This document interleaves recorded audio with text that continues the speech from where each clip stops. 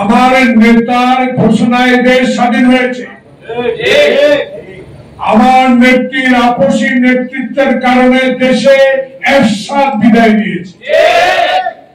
আমার নেতা তারেক রহমানের 16 বছরের সাংগঠনিক শক্তি বুদ্ধিমত্তা দিয়ে আমরা জুলাই এই আন্দোলনকে সমর্থনে বা এগিয়ে নিতে পেরেছি।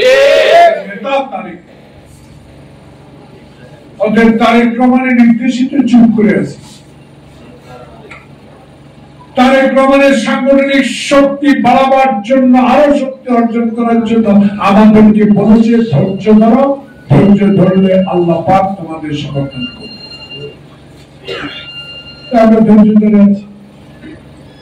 সেই ধৈর্যের ফল যদি হয় নির্বাচন বিলম্বিত, তাহলে সে ধৈর্যের ভাগ আমরা ভেঙে যাচ্ছে। কেউ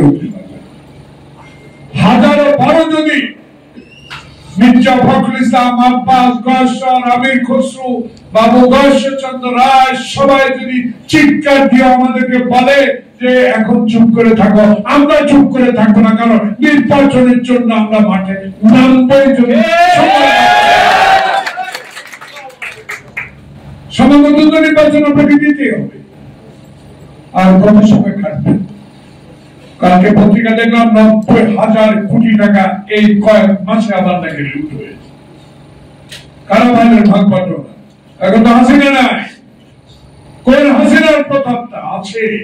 সেই প্রতাপটা বলে বাইর করার জন্য প্রত্যেক দিন আমরা বলে যাচ্ছি। আব্দুল হামিদ চলে গেছে কি তদন্ত কমিটি, কিশোরগঞ্জের কেএসপি, ওএসপি, ওই ইমিগ্রেশন কি চাকরি নন কি সাম্য করে গেছে, কি প্রাচীনের খারাপ কয়েকজনকে ধরে নিয়ে এসে।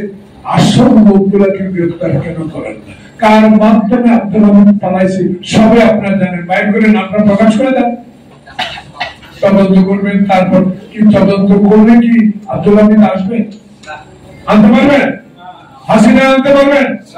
স্বরাষ্ট্রমন্ত্রী আনতে পারবেন? আপনি যারা পালিয়ে গেছেন তাদের আনতে পারবেন? সবটা সুন্দর কথা, আমার খুব পছন্দ হয়েছে।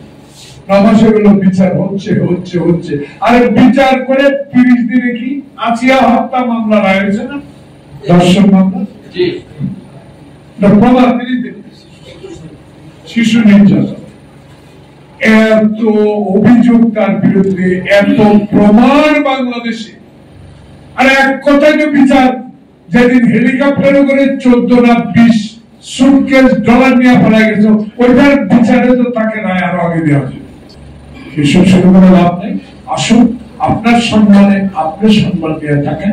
আমরাও যেন তারেক রহমানের সেই বলেছে আমি সরকার গঠন করার জন্য নয়, ক্ষমতায় যাওয়ার জন্য নয়, আমি বাংলাদেশে মৃত ব্যক্তির ভোট বন্ধ করে সুষ্ঠু নির্বাচনের মধ্যে দিয়ে জনগণের রায় যেই দল ক্ষমতা আসবে তাকে আমি সমর্থন করি।